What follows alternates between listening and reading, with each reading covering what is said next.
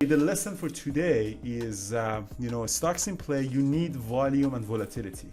Just gapping up or down doesn't necessarily mean that you can trade that stock. So that's a very important point. Like, for example, CNR was gapping up, 24%, but really never got the volume. Look at the time on sales.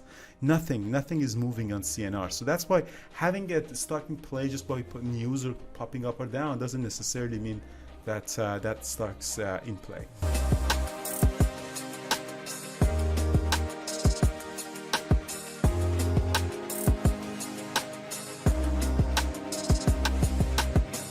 All right, good morning everybody in YouTube, except the ones that called me a cokehead. I hope you don't have a good day. In one of the comments in the after hours traders said, Andrew, why you look like a, you should stop doing cocaine. All right. So today, Russia didn't attack Ukraine over the weekend, and that's good news, because if they do, then a lot of European economies are going to go into recession. Europe sold off this morning, but the US really didn't much. SPY kind of flat, QQQ is kind of flat. IWM was strong today, but it sold off. And there was not a lot of volatility in the market. At least my stocks in play, they didn't have any volume. And I didn't trade until 10 minutes, actually. That rarely happens, that I didn't trade for 10 minutes. Eventually, we got this AMD. AMD was gapping up, just before the market opens for half an hour. It was kind of extended on a 1 minute chart. It did drop to VWAP, but again, I didn't have dare to buy because I wasn't really sure what the market is doing, especially that AMD was really weak on Friday. But as soon as it came up, did a small ABCD pattern, let's show this, a small ABCD pattern, and became a 5-minute opening range breakup. I went long at 115.50. I went small and added heavily on this pullback, put a stop loss not below the VWAP, but put a stop loss just below this moving average. And we had a really nice drop all the way up to 118. I added on the way up as well. And, as you see, here. So I added one up here all the way up to 118. And then I had a little bit of in my account. I went to the washroom, come back, and I saw it's dropping, and I got out. It turned out to be a really nice 920 trade. And for those of you who don't know what the 920 trade is, 920 is buying the dip, essentially on a very strong stock, buying a pullback on the very, very strong stock. Credit goes to Brian. And you see here, we had a very strong stock for half an hour. Usually happens between 10 to 11 in the market time. So it dropped to 20 moving average.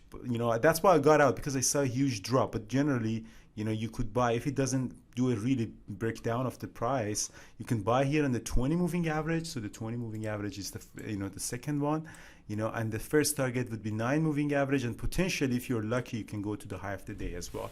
In this case, it was a beautiful 920 trade that really squeezed up all the way up to back to the high of the day. So you could partial here, partial here, partial here, and a stop loss in this case would be the loss of 20 moving average. I didn't trade that. It could have been a really nice ad, and I just didn't trade that. But yeah, that was one good trade for me, amazing. And so I just had a very, very solid day. I had NVIDIA as well, pretty much the same trade, but I got out of it because, again, I just didn't have enough buying power to just keep both. And both of them are kind of correlated. So just AMD was the trade of the day for me. So yeah, that was a pretty solid day.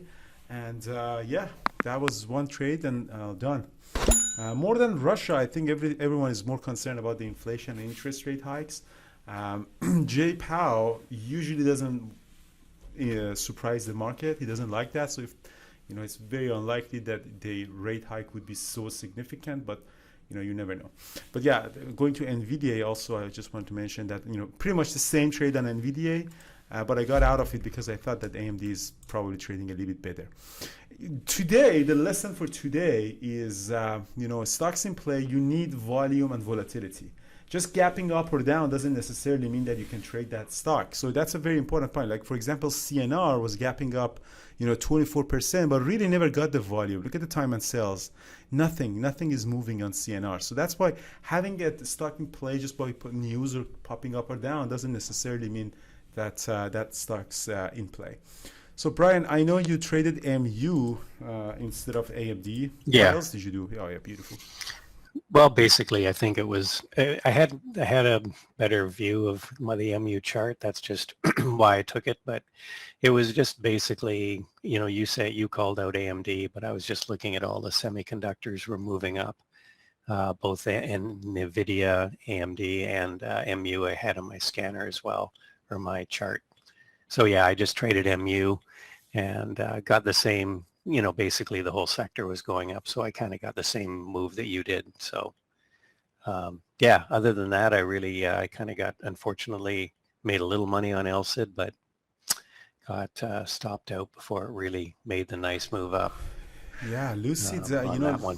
Lucid is in my permanent ban. I don't want to trade that, but today I had an amazing day. Lucid, beautiful 5 minutes mid range Yeah. break up. Did it do any nice 520, 920 trade? Yeah, kind of Uh, is Not in the really, 920, no. but it's really not. I mean, it's kind of doing it, No. but it's just flattening it really. No, it never really pulled back very much, and then when it finally did, it had already the price action had flattened out for so long that the 9 and the 20 were basically squeezing together. It is kind of bouncing right now, but again, didn't really do a nice 920 trade. If A this one, nice 920 trade, sorry, yeah. if it Just drops say it. here, around here to 10, that would have been a really nice. I mean, if you see my screen, around here would have been a really, really nice entry. I'm sure would have gone. But yeah, it just flattened too Yeah, much. It did eventually, but it wasn't really a momentum trade. Yeah.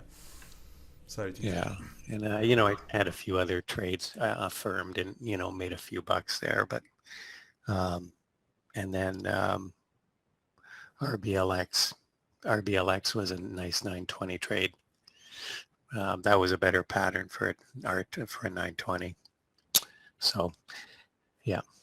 Anyway, that was it. Yeah, not a yeah. My MU trade was definitely my best trade of the day for sure.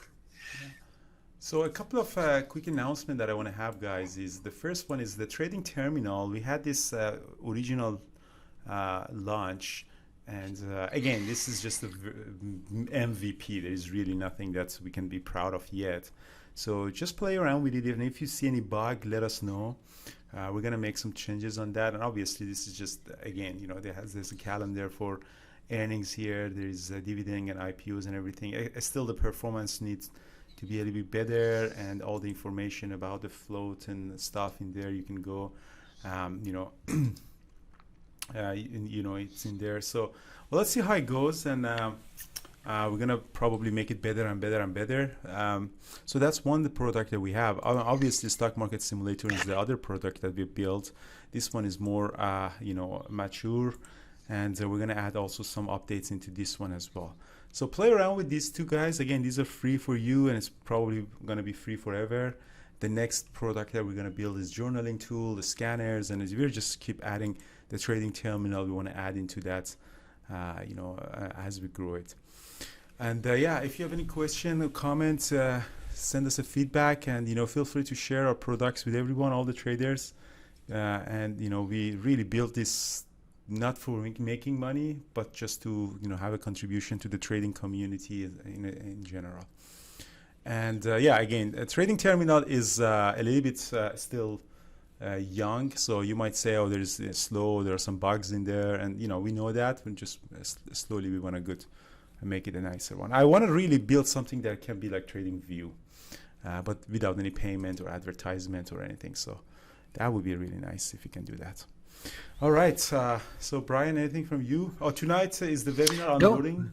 And sorry, Brian, before that, and then Thor is going to have another webinar that says very, very important on level 2. You got to come down. Usually the webinars that Thor is having usually have the most busiest webinars that we have. So make sure that's come, and everyone is just amazed. Brian, anything over to you? Sorry about that. No, I think I think the market looks a little choppy right now. I think there's a bit of nervousness going on.